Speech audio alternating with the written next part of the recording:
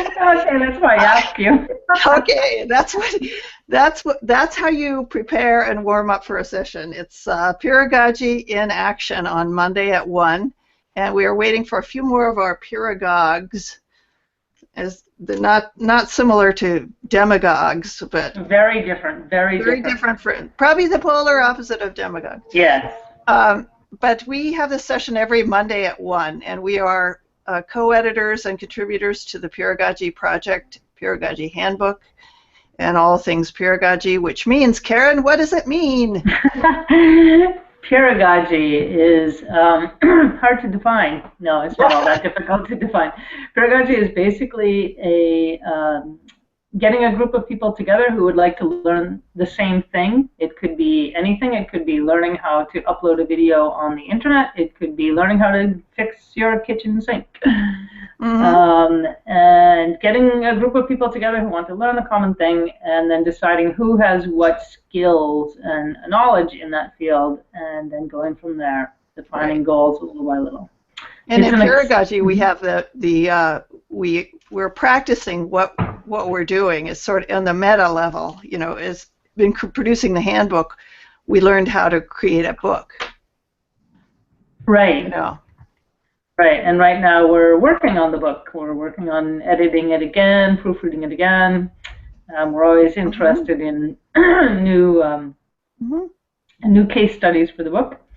Yep. And we're here with Julia's here too. Hi, Julia. Julia, ¿cómo estás? You're muted, but maybe you're just listening. Julia, you can type. Can she be unmuted? Can you unmute yourself, Julia? She might have trouble with the connection. That's right. Okay. Well, Julio, very glad to see you. Yes. Anyway. So, okay. Do you remember last week we mentioned maybe thinking about something we did pedagogical over? Oh, yes. Okay, and I thought of one thing, and it's very limited, but so it's going to be easy to explain, and that's that. My mom has a problem both with her Gmail. My mom's in her late 80s, and so she forgot her password. And so my brother, who's much better at a lot of computer things than I am, was going to go over to her house and see if he could sort that out for her. And luckily, I have Charlotte here. Oh, Julia! We can kind of hear you. Anyhow, I'm going to finish this pedagogy over the week.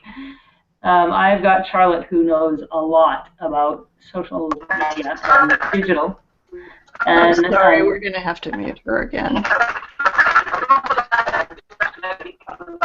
I don't know why Julia, can you hear us? Can you type? Julie, why don't you just shut your microphone off and type? Julia, we can't hear.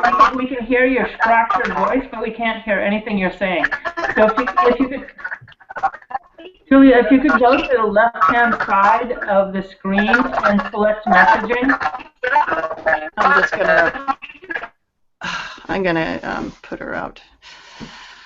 Mute her out. So she knows how to chat. She knows how to chat, I believe. So, but I was just gonna go and get. Keep talking. Okay, well, it was just kind of odd for me that she was talking at the same time that we were talking.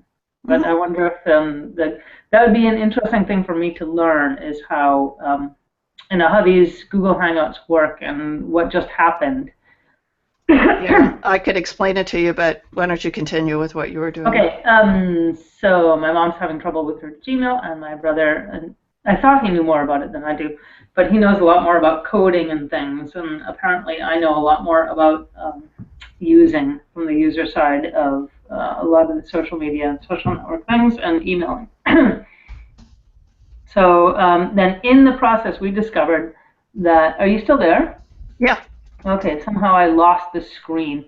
We discovered that the internet had been cut off at my mom's house, and so I'm now working with my brother to figure out what internet service provider is the best for my mom.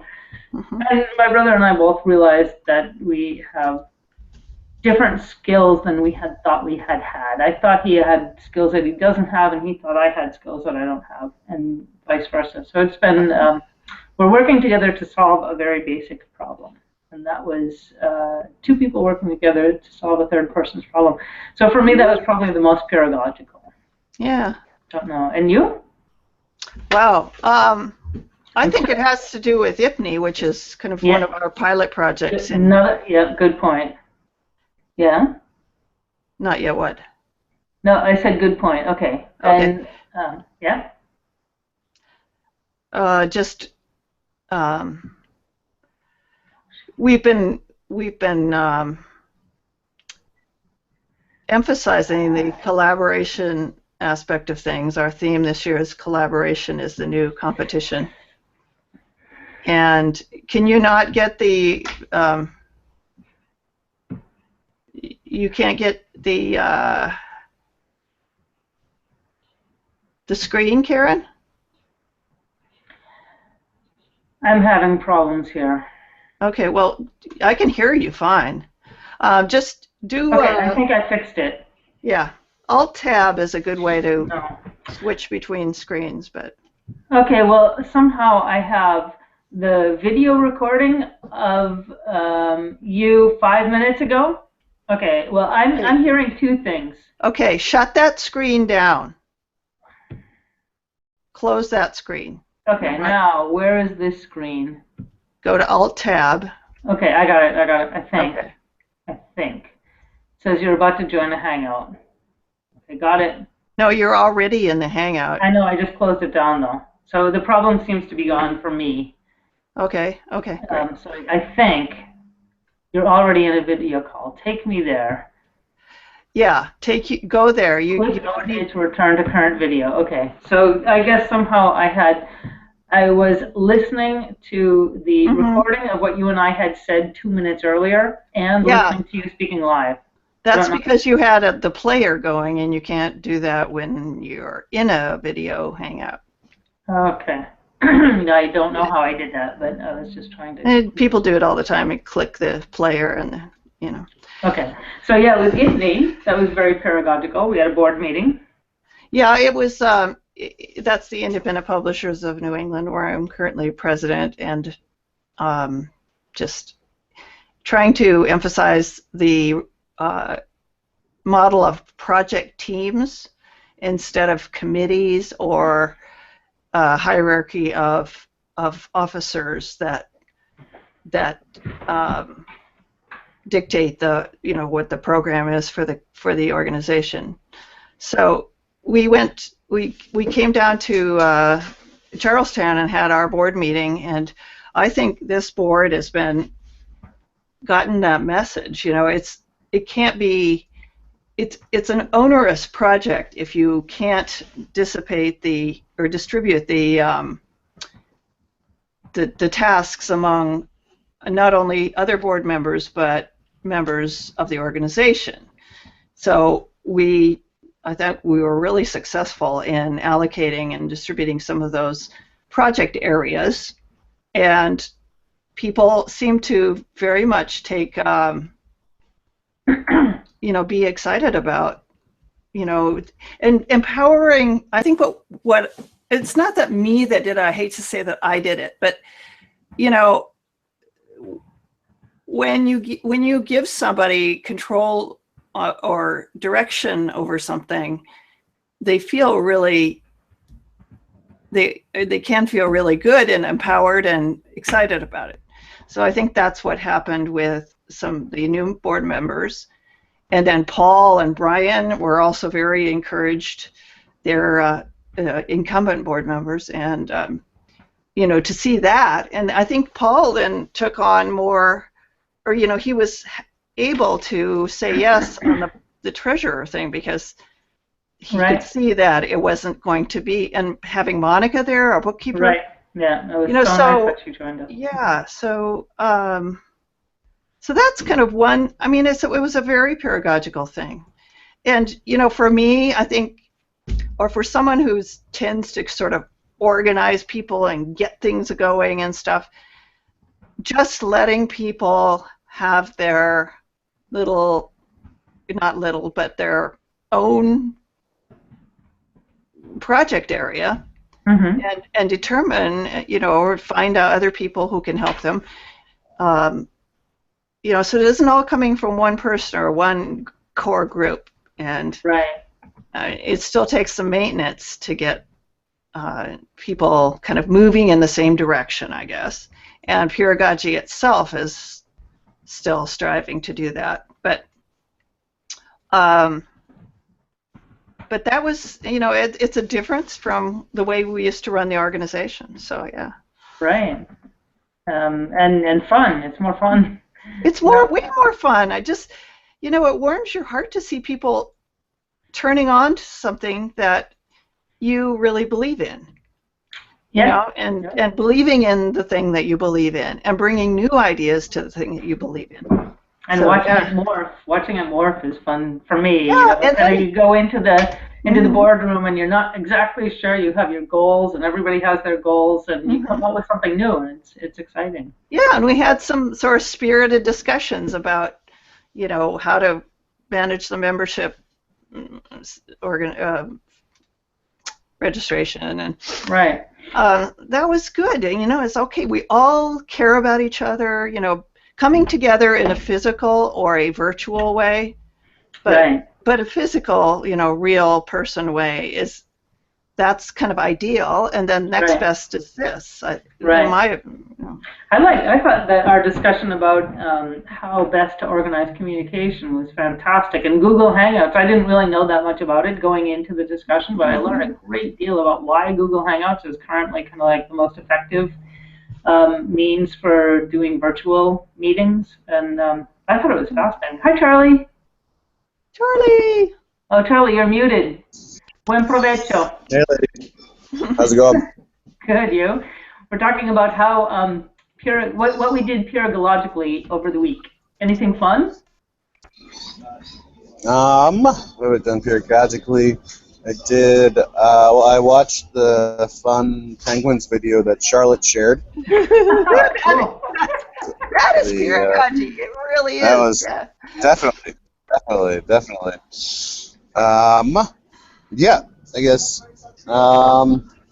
Aside from that, kind of thought.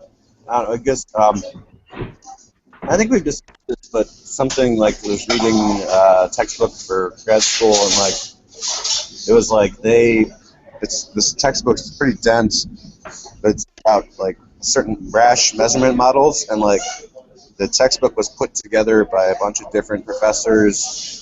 Like a textbook on this didn't exist, like this specific statistic model didn't exist before, and a bunch of professors came together over a period of years, like writing. It's very similar to Handbook. They wrote like papers for this journal, and the journal assembled all the papers and edited them into like a textbook on this specific statistics measurement style that didn't exist before. So it was like super pedagogical and like, yeah, made me think also about like, we've talked about it, but the whole like academic pure journal thing, like it's very, I think I don't know, I guess we thought of it before, but maybe a pattern or something to write up better, more specifically about how peeragogy has been going on in academics for the past like 200 or 300 years or something, and this is one example and stuff. Wow, that sounds great. Yeah, I think if people are listening to us for the first time, it's not like we discovered this. That's why I kind of describe it as a distillation of techniques that work for many different types of people. Yeah. That's I like that. That was well said there. Thank you. And Charlie, how long were you working on this statistics thing before it was kind of printed and stuff? Like assuming I passed my courses, May 2017 I should finish. Well, great. And when did you start? Last fall, so it's like a 2-year part-time program. I see, cool. And the textbook that you were just talking about, that you were working on, is that part of what you're studying now, or is that something that you've created with the professors? No, it's something the professors teaching my specific course like helps create. Well, cool. And I guess how long did they spend working on it before they actually produced the book and started using it in their courses?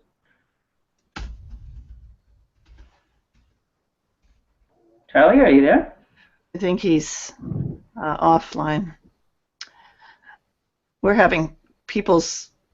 If one thing that we can do if we know that we're going to be on Mondays, I think we really need to arrive 15 minutes beforehand or even half an hour so Yeah, that we can test out these things like the sound right. and it's not Good just point. it's not quite as easy as we may make it out to be. It's It's full of lots of little things to trip over that you've never seen before. Mhm. And it's funny because one of the interesting things on doing this project with everyone in the pedagogical circles here is that I'm realizing how learning is changing so rapidly with social media. And I was aware of it before, but not on such an experiential level.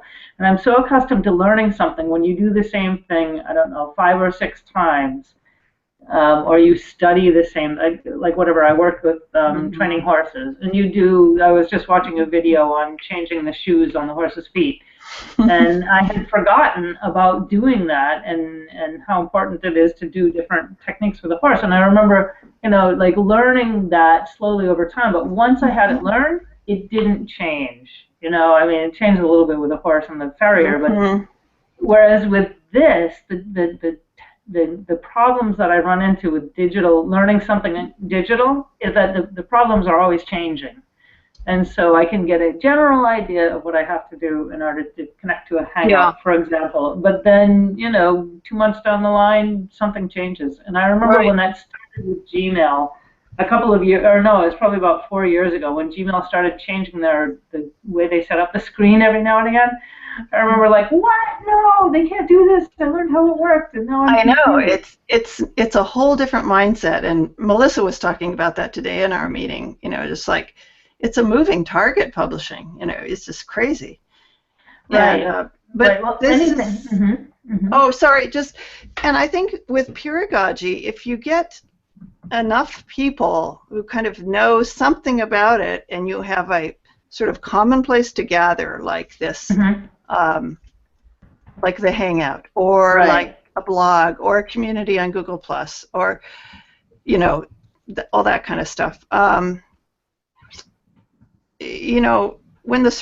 When you're going around in circles, you know, pretty soon, you and I will cross paths, and I can help you. And you know, it Right.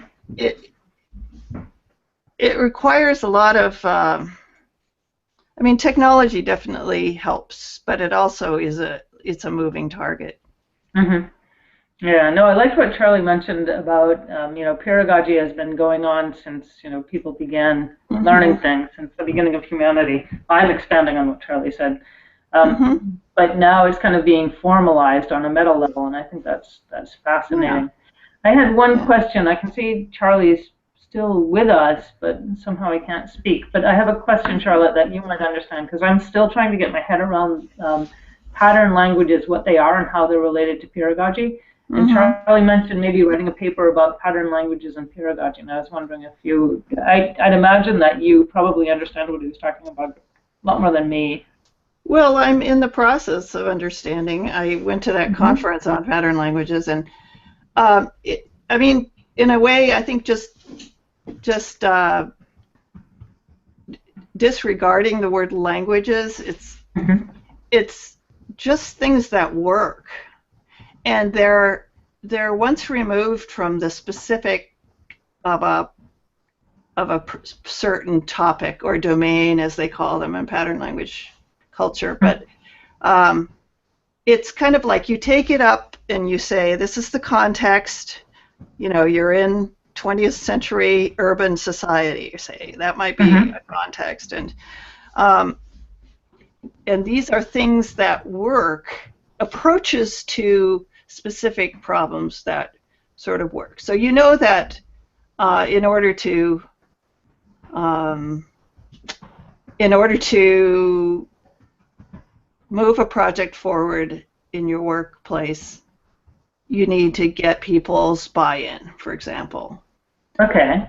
You know, that is a pattern. And if you don't, you often have an anti-pattern, which is, you know, insurrection, disagreement, anger. Okay. Yeah, so, and then you have forces that act upon that. So you have forces like technology, or you know, people have different schedules and can't all come at the same time.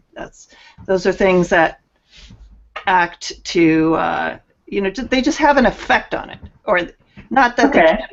Yeah, so you know, or so there is kind of it's an inexact science, if you will. It kind of started with programming and has branched out into other domains of activities. Okay. So publishing, I don't know, hairdressing. You can use, there are patterns everywhere. You know, that's what we like to say at the conference. It was like the greatest group of people. I can't tell you how. It must have been. What would you say Yeah. were the three major takeaways from that?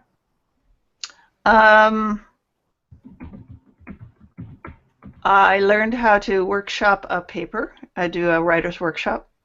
Cool.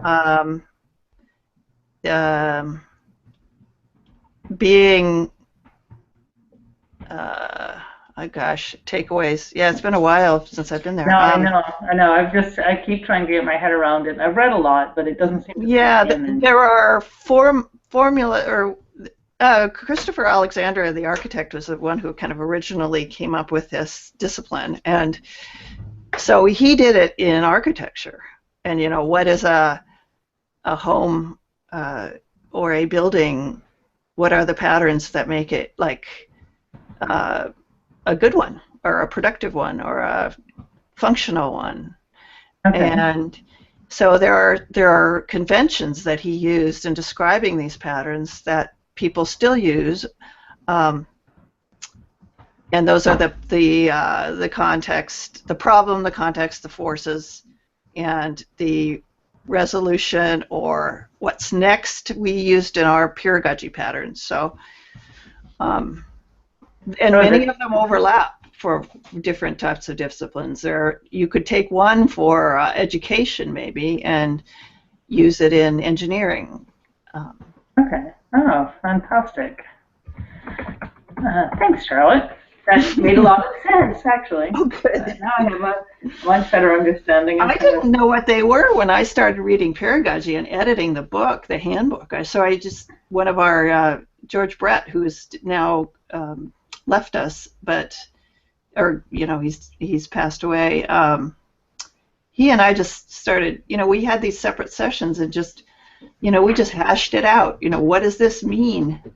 And it was really kind of a bootstrapping process with me. Mm-hmm. And what do you mean by bootstrapping? Well, kind of, I just learned what they were by doing them, by trying to make them more clear to others. Okay. And George was more experienced in the literature of patterns and that kind of thing. So, but he was a really humble and you know, a clear thinker. So it was cool. People really, like that are the best to work with. Mm-hmm. Mm-hmm. Yeah, he had a lot of experience, and we all kind of met through our various stints with Howard Rheingold's online courses. So. Mm-hmm. Oh, great.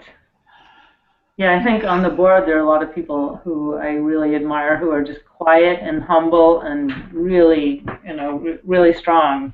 People I really admire. Like Paul just seems to know so much, but he, Mm-hmm. you know, he's quiet, he's humble, and yeah. And Monica, the same thing. You know, they're just really powerful, but really, really calm, and I learn a lot from them. Yeah, and they're not always thinking about, like we were talking about this person earlier, you know, what they're going to tell you next. They're listening to you. Mm-hmm. in synthesizing what you're saying. Right, right. I admit I've been a bit busy this week. I've decided that for peeragogy, I'm going to try on Sundays to dedicate an hour to figuring out what I did peeragogical during the week. And and it's kind of I'm using it sort of as a monitor for balance. And I just realized that this week just went flying by, and I'm kind of like, oh my gosh, it's Monday, and I didn't really do too much thinking in terms of peeragogy. Another thing that I did, well, it wasn't so much peeragogy, but a little bit is, and I need to do a bit more of it, is a friend of mine from here in Boston just went to Barcelona for a visit. And I've connected her with a few people in Barcelona that can, I know she'll get along with really well, and who'll be able to help her and her sister and her husband kind of see what they want to see. And they all have, one of the really interesting things was figuring out what each of them liked and what each of them wanted to see in the city, because Barcelona is a city where, you could live there 20 years and not see everything incredible in that city. And they're going for 3 days. So it was a matter of sitting down with everyone and saying, okay, well, what are your priorities? And, one liked to go shopping, another liked military history, another liked sitting in cafes. And so it was kind of yeah, that's a very good example. It's a kind of a narrow application, but I think sitting down with everyone and finding out their goals and their their ways of working is, that's what you were doing, and that's one of the patterns of peeragogy. Absolutely. But on a very micro level. Yeah. Well, no, and micro goes to macro. God is in the details. It's all part of a big, massive whole, holistic. Definitely. Right. I would. Can you hear me now? Yeah, you sound much better. Thanks for joining again. Yeah, sorry. Those are excellent questions, Byron, and Charlotte did a really good job explaining, even bringing the patterns and the forces in there. That was very well said, Charlotte. Thanks. I always wonder if I'm going to get it right. No, I think that was pretty slick. I would add maybe like a metaphor that I've been thinking about lately for patterns is kind of like, I don't know how far it extends, but it's kind of like a different like GitHub repositories. Yeah. Like each repository is like a pattern, like it solves a specific problem or something, or it does something, and then you can kind of like assemble different GitHub repositories. You can fork them or plug them into a bigger thing or something that you're doing. So if you're trying to accomplish something, and then there's this repo that makes sense for what you're doing, you can bring that in. It's kind of similar to patterns, or I don't know. What do you think of? Well, that's a kind of a parallel universe to what we're talking about. Yeah, I think so. Charlie, I'm having trouble getting my tiny little mind around that. Could you illustrate it with an example? Because I seem to understand things a lot better with examples. Sure. Okay, Great question. All right, so for example, so let's not say software. Let's say like teaching materials. So this one professor at Illinois Institute of Technology, he put up his course website, basically an HTML page. That was the course website. Yeah, we lost you again, Charlie. Having wait, we lost like a whole paragraph from the teaching a professor put up. Sorry, I need to get a new smart device. So the professor put up a course website or course syllabus on GitHub, and so he was teaching a web development course, but it was a well organized syllabus. Like you put like the date something is due, the required reading, and the homework. It was all really well organized. Wow. And then so instead of creating that, and I was revising my syllabi. So instead of creating a new one, like that, so it's like a pattern. Like the pattern would be like syllabi or something is an effective tool for teaching a class. And and I took I forked his repo. I took the repository of that course website and then modified it for my class. So it's like a pattern, like, I don't know, like if the pattern was like, yeah, you get like a roadmap pattern or something. You take that pattern. Reduce, reuse, recycle is the name of one of our patterns. Yeah, even better.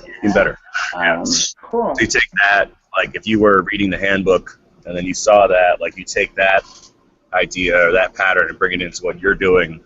It's kind of similar. I took like that repository and took it into what I was doing. Maybe, I don't know. I'm still working on the metaphor, but that's... Well, that actually helped me a lot. That example really helped me to understand kind of what we're doing here much better. And I guess one of the things that you said earlier, Charlie, that also really helped me to get my head around this is that peeragogy is something that has been going on for, I'd say since the beginning of humanity. People saying like, oh my God, we're in the middle of a hurricane and the barn has just gone down. Like, what do we do with the cows and whatever? And so people have always been solving problems together, but it's been informal. And so peeragogy is kind of really interesting because it's from what I understand, and this is like the metaphor of the blind man and the elephant. So from my little, trocito, my little piece of the elephant skin, I'm kind of starting to think that peeragogy is a more formalization or an investigation of how that works on a meta level. Nice. And here's our graph that we did on the pattern catalog. I love that graph. I know. So it just shows you how interrelated they are, but it helps to define them so that you can then reuse them and you apply them in different situations. So I guess the art of it is to get it abstract or meta enough that it can be applied in a number of different situations, but it still has a form and a substance and a direction. Does that make sense? Yeah, I think that's very well said. Mm-hmm. Very well said. Okay, well, I just wanted to let you know that I'm going to be putting together the cover as soon as I get 2 seconds and uploading the new version of the handbook shortly. Okay, great. Hopefully this week. As my dad used to say, there's many a slip twixt the cup and the lip. Your dad sounds cool. Very well said. Yeah, I'm going to try and, my project this week, I'm going to try and do that GitHub pages thing, so the URL maps over it. I was thinking about this, you brought up George, did we send George's family like a copy of the book at any point? Not that it was your job or I mean, it's nobody's job. Just I'm asking if we ever did that. No, but it would be nice. I know we did put a page in there and dedicated to him, and I mean, he was just. I just remember his voice and his face and his talent so clearly. It was neat.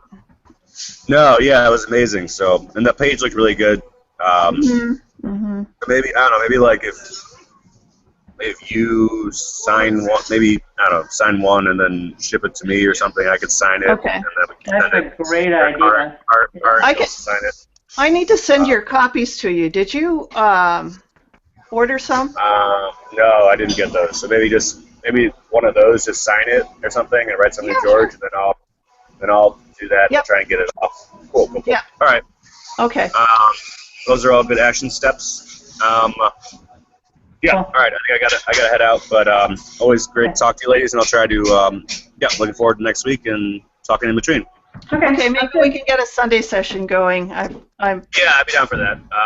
Sunday's Super Bowl, so it'd have to be or I guess you two don't care anymore, right? That's Super Bowl. No, there's not any more in this. I just never cared.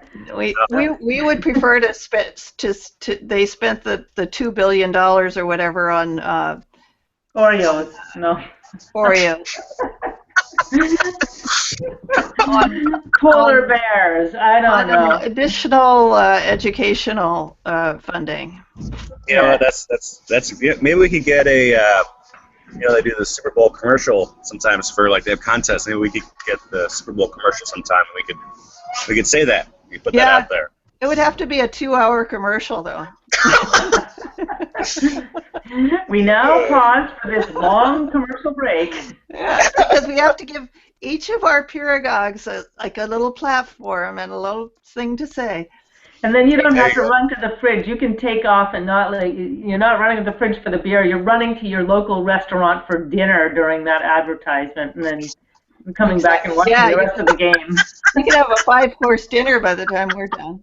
Yeah. We need to get something like on the field then, so like logo on the field. So when you're watching the game, it's right there. That's a good point. Oh, you're right. That's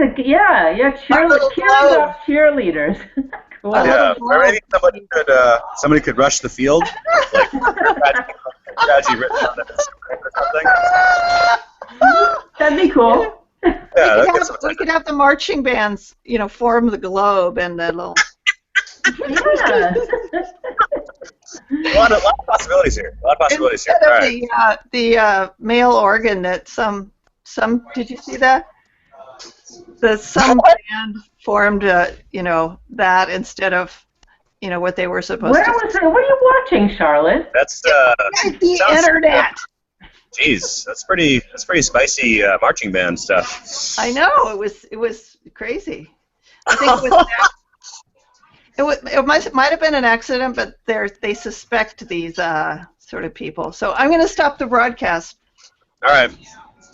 Thanks for watching.